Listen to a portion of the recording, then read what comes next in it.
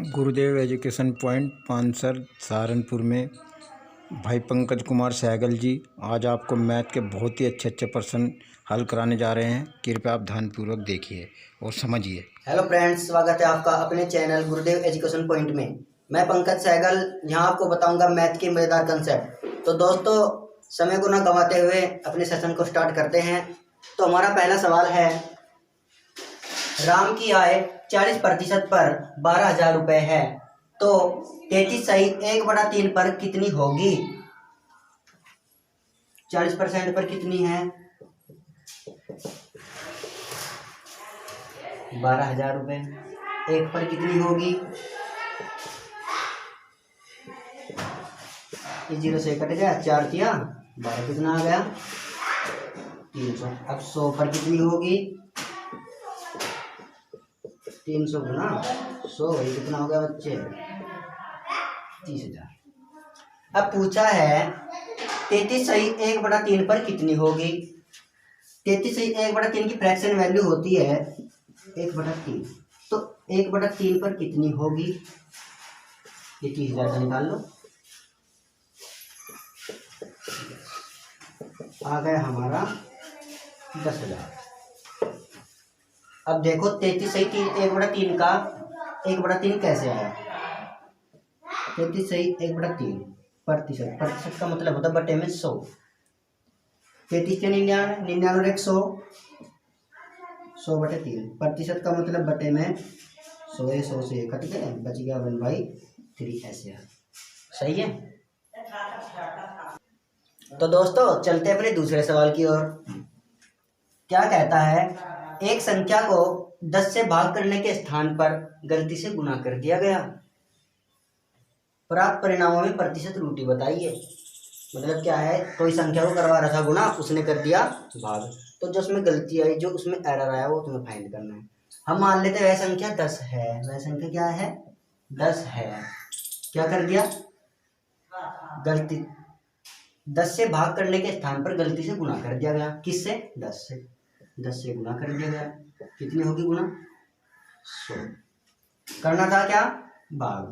10 से 10 को भाग करेंगे, 10 ही कम 10, कितना आ गया? 1। तो कितने का एरर है? कितने का डिफरेंस? 99। 99% का क्या है? प्रतिशत त्रुटि। तो दोस्तों देख लेते हैं अपना अगला सवाल। एक व्यक्ति की मासिक आय 12,000 रुपये है, जो प्रति माह 10% बढ़ जाती है। 2 महीने बाद उसकी आय कितनी होगी? चलिए देखो, सवाल करने की अप्रोच क्या है। कितनी है उसकी आय? 12,000 रुपये। कितनी बढ़ जाती है?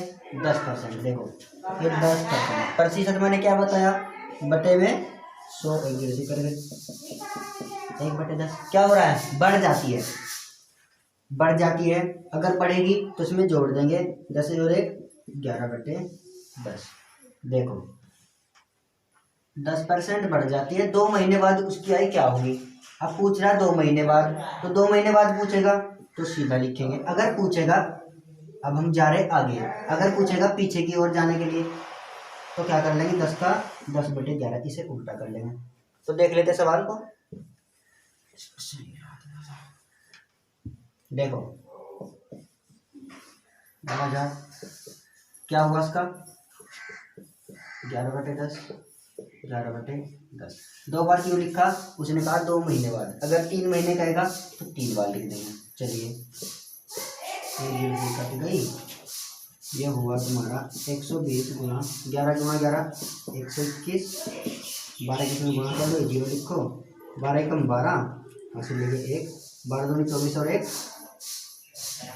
25, ऐसे लगे 2। 12 कम 12 2 14। 14,520 उसकी 2 महीने बाद क्या होगी? आय होगी।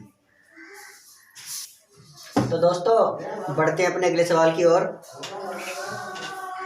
एक व्यक्ति एक घोड़े को 15% की लाभ पर बेचता है। यदि इसने उसे 25% कम में खरीदा होता एवं 6,000 रुपये कम में बेचा होता, तब भी उसे 32% का लाभ होता, तो घोड़े का क्रय मूल्य बताइए। दोस्तों ये वो सवाल है जिसने स्टूडेंट के आजकल होश उड़ा दिए हैं। तो आज देखिए हम इसे कितने आसान से कर देते हैं। देखो, घोड़े को 15% के लाभ पर बेचता है। बच्चों, बेचने से पहले उसने खरीदा तो होगा। अच्छा, हम परसेंटेज में हर एक चीज को कितने मानते हैं? 100%। कितने मानेंगे? 100%। चलिए, तो उसने खरीदा है, उसे सीपी कितना है? 100 में खरीदा है। अब घोड़े को 15% के लाभ पर बेचा, मतलब बेच दिया, तो उसका एसपी हो गया 115। अब यदि इसे उसने 25% कम में खरीदा होता, 100 में से 25 घटा लेंगे, कितना आ गया? 75। ऐसे मान लेते हैं हम CP2, इसे कहते थे CP1, ये SP1 है। अच्छा, एवं 600 रुपये कम में बेचा होता, तब भी उसे 25% का लाभ होता।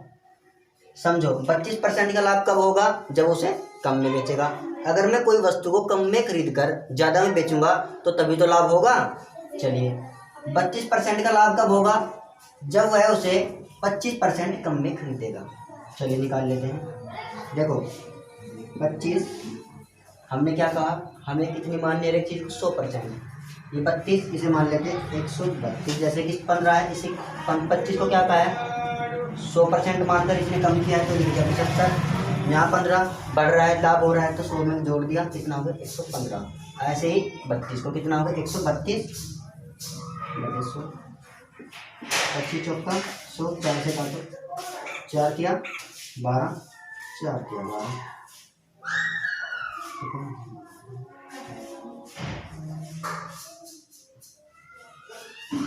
चलिए, तो कैसे? अगर कम में खरीदेगा तभी तो लाभ होगा।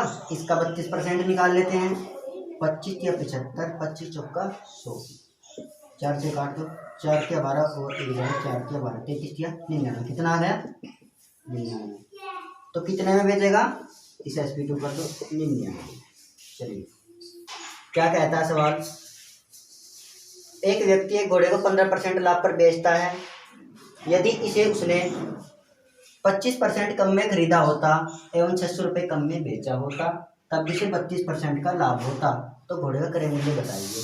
देखिए, यहाँ देखो, जब मैं कम में खरीदूंगा, अधिक में बेचूंगा, तो तभी तो लाभ होगा। तो दोनों SP का डिफरेंस ले लेते हैं। विक्रय मूल्य का डिफरेंस कितना है? ये आ गया 16। 15 में तो हो गया 6 और 10 में तो हो गया 1, 16। अंतर कितना है? 16। कितने कम में बेचा होता? यहाँ कमी हुई है, कम किया है। कितने में बेचा होता? इसके बराबर कर देंगे। कितने में? 600। जब 16 की वैल्यू है 600, तो 100 की वैल्यू कितनी होगी? 600 बटे 16, 4 से काट दो, 4 चौक 16, 4 से आ गया 25, 4 से काटो, 15 चौका 60, 15 आ गया। तो है कितना? 150 गुना 25। इसके गुना कर लेते हैं। 25 0 0, 25 पंजे 125, हाथी लगे 12, 25 से कम 25, 25 और 12 तो ये क्या है? इसका क्रय मूल्य। उसे इसने कितने में खरीदा है? 3750 में। अब बच्चों कहेंगे 100 कैसे लिया? 16 का डिफरेंस यहाँ पे डिफरेंस है। हमें क्या निकालना है? क्रय मूल्य। क्रय मूल्य क्या मान लिया हमने? 100, तो 100 क्रय मूल्य निकालना है। क्या पूछे? क्रय मूल्य। क्रय मूल्य से कितना आ गया? 3750।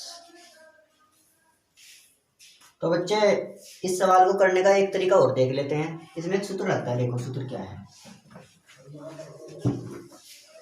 जो हमें यहाँ वैल्यू दी हुई होती है उसे मान लेते हैं x multiply 10,000, 100 plus a minus 100 minus b, 100 plus c। देखो, a b c क्या होता है? ये तो जो यहाँ पे रुपए होंगे वो तो रुपए यहाँ लिखने हैं। देखो, 15% के लाभ पर जो पहली बार होगा, जैसे पहले नंबर 15 है वो a कहेगा, जो दूसरे नंबर में प्रतिशत में आएगा वो b कहा जाएगा, जो तीसरे पे आएगा वो c कहा जाएगा। चलिए कर लेते हैं सवाल को। x का मान कितना है? 600।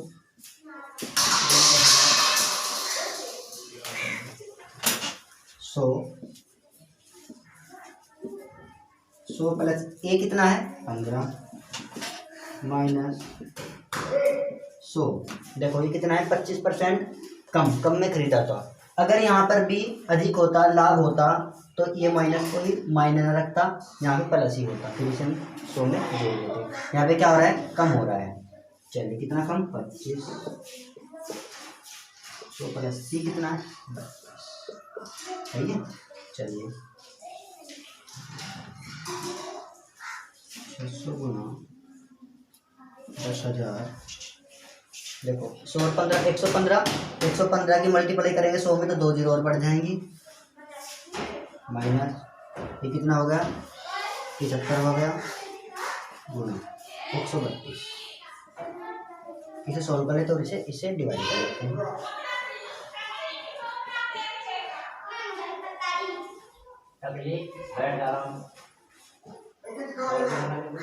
मल्टीप्लाई कर लो,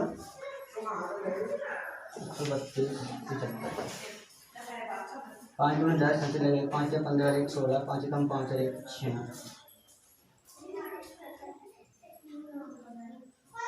7 × 14, 7 के 21 = 22, 7 × 7 = 2, 14, 6 × 4 = 10, 6 × 2 = 8, 9, 4 1, कैसे भाई,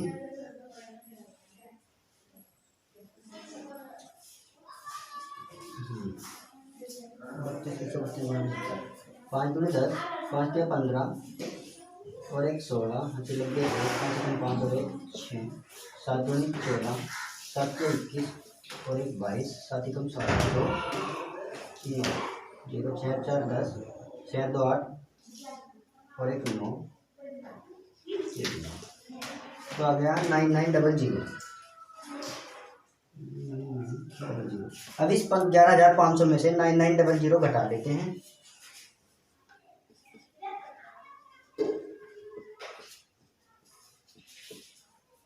15 में तो 9 गया 6, 10 में तो 9 गया 1, कितना आ गया 16। 600 × 10,000 बटे कितना 16। तो चलिए दोस्तों, ये 2 जीरो कट गई, 4 से काटा, 4 चौक 16, 4 से काटा, ये आ गया 25, 2 जीरो, ठीक है। अब 400 इसे 2 से काट लो, 2 आ गया, इसे 2 से 3 आ गया, 2 से काट लो, 2 कम 2, 2 दूनी 4, 2 पंजे 1250, इसी गुणा कर लो 3, 3 0 0, 3 पंजे 15, 3 दूनी 6 और 1 16, 3 दूनी 6 और 1 7 और 3 कम 3। देखो बच्चे, इसका भी पहले क्या आंसर आया था 3750, इसका भी आ गया 3750। चलिए दोस्तों, देख लेते हैं अगला सवाल। एक दुकानदार प्रत्येक 5 वस्तुओं पर एक वस्तु मुफ्त देता है, मतलब फ्री देता है, उसके द्वारा दी गई प्रतिशत छूट बताइए। देखिए दोस्तों, इस सवाल को करने का बिल्कुल शॉर्टकट मेथड क्या है, कितनी वस्तुएं मुफ्त देता है वो लिख ली यहाँ पर, कितनी वस्तुओं पर 5, एक मुफ्त दे दी, उसे बीच में जोड़ दो। अब कितनी हो गई, 1/6, 6 हो गई। अब कहता है प्रतिशत छूट बताइए, प्रतिशत का मतलब 100 से गुना कर दो। जब 100 को 6 से भाग करते हैं तो आता है 16 से 2/3, ऐसे 6 कम 6 बच गए 4, 6 6 36, क्या है 16 सही 4/6, तो 2 2 दूनी 4 और 2 तिया 6, आ गया 16 सही 2/3, सही है। तो दोस्तों देख लेते हैं अपना अगला सवाल। एक दुकानदार प्रत्येक 15 वस्तुओं पर एक वस्तु मुफ्त देता है एवं 4% की अतिरिक्त छूट भी देता है, उसके द्वारा दी गई कुछ छूट बताइए। वो क्या करता है, 15 वस्तु देता है और उसके साथ एक वस्तु मुफ्त भी देता है, उसके बाद भी 4% की एक अतिरिक्त छूट और दे देता है। तो मैंने पिछले सवाल में आपको क्या बताया, कितनी वस्तुएं मुफ्त देता है, एक देता है, पहले कितनी दी 15, उन्हें क्या करे जोड़ लेता है, 15 1 16, प्रतिशत के लिए 6 से ये 4 से कटा 4, 4 चौक 16, 4 से आएगा 25, ये आ गया हमारा 25/4।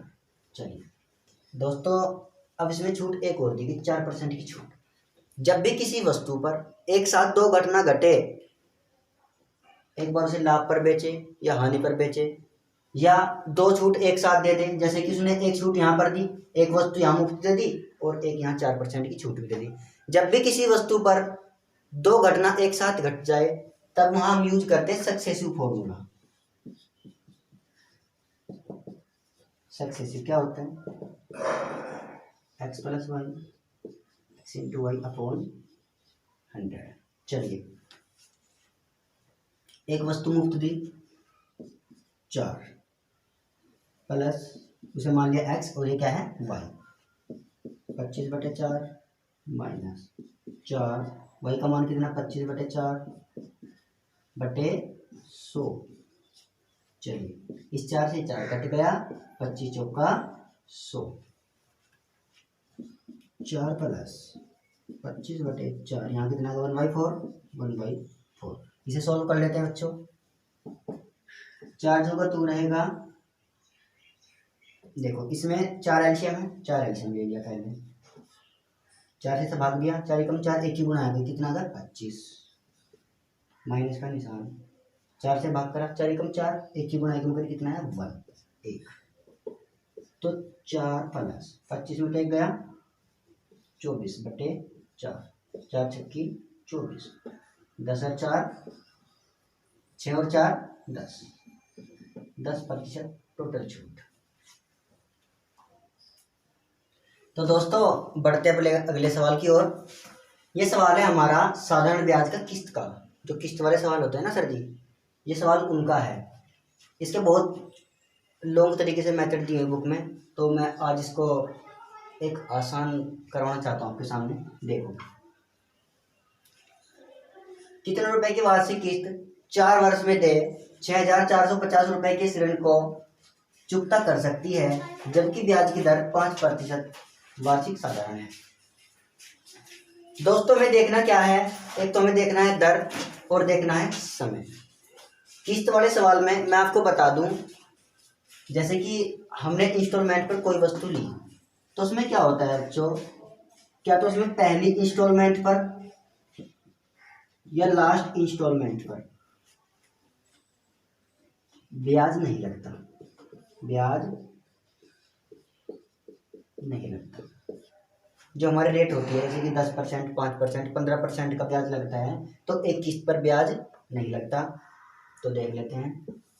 देखो, सवाल करने की अप्रोच क्या है, कितने वर्ष 4 वर्ष, 4 वर्ष। मैंने क्या कहा कि हर एक चीज को हमें क्या मान के चलना है 100%, कितना मान के चलना है 100%। देखो 4 वर्ष 5% वार्षिक दर, पहले वर्ष मान लिया 100, दूसरे वर्ष मान लिया 100, तीसरे वर्ष मान लिया 100 और चौथे वर्ष भी 100 मान लिया। अब हमें इसमें से एक में क्या बताया मैंने तुम्हें, ब्याज नहीं लगना है। मैंने कहा हम पहली किस्त पर ब्याज नहीं लगाते, पहली किस्त हमने मान ली नॉर्मल 100। अब क्या है 5% बड़ी कितना हो जाएगा 105, हर साल 5% लगता जाएगा। अब 5 और बड़ी कितना हो जाएगा 110, 5 और बड़ी हो जाएगा 115, जोड़ लो कितना है 100 100 400, 15 15 30, कितना है बच्चों 430 रुपये हमने इंस्टॉलमेंट में दिए। 430 की वैल्यू कितनी है, दिए, दिए कहाँ पर दिए, कितने दिए हैं, इसका वैल्यू क्या है 6,450, तो 100% की कितनी हो जाएगी 6,450/430 गुना 100, एक जीरो से एक जीरो कट गई। चलिए 43 से काट लेते हैं, 43 कम 43, 6 4 4 3 1 2 5, 215, 43 में 215 में 3 5 बार कटेगा, 5 बार, 43 पंजे देख लेता हूँ, 5 या 15, 5 4 5 और 20 और 1 21, हाँ 215 आया। तो कितनी बार कटा 43 पंजे 215, यहाँ पर 15 गुना 100 कितना हो गया 1500 आपका मूलधन। आंसर चला लें। तो दोस्तों बढ़ते अपने अगले क्वेश्चन की ओर। एक परीक्षा में 80 प्रश्न है। एक छात्र पहले 40 प्रश्नों के 65% सही उत्तर देता है।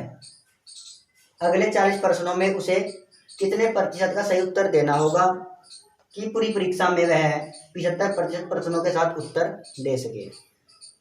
देखो 80 प्रश्न है, 80 प्रश्न में से 40 प्रश्नों के उत्तर देता है। 40 टोटल 80 है, उसमें 40 के उत्तर दिए तो 65% उसमें तो सही होंगे।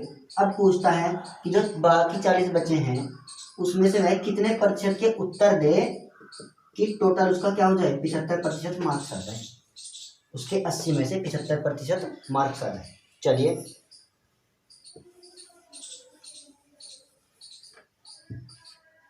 पहले 40 प्रश्नों के कितने उत्तर देता है, 65%। 40 प्लस 65,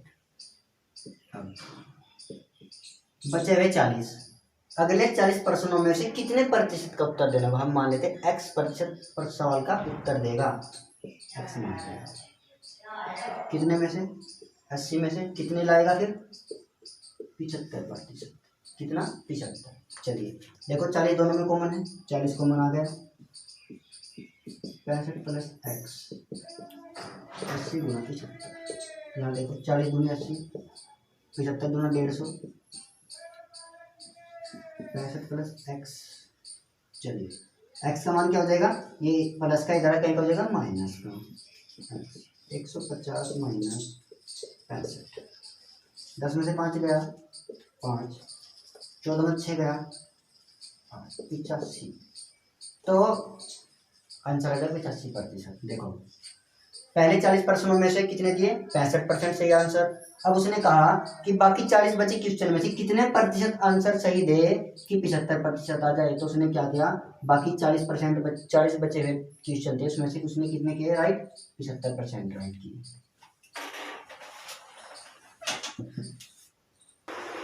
तो दोस्तों हमारे द्वारा किया गया प्रयास अगर आपको समझ में आया है तो इस वीडियो को लाइक शेयर और सब्सक्राइब जरूर कर लें। हमारे चैनल को सब्सक्राइब जरूर कर लें दोस्तों। अगर आपको यह वीडियो अच्छी लगी है, जो भी आपके समझ में से वीडियो को देख कर आया है, तो कमेंट सेक्शन में हमें ज़रूर बताएं। Thank you.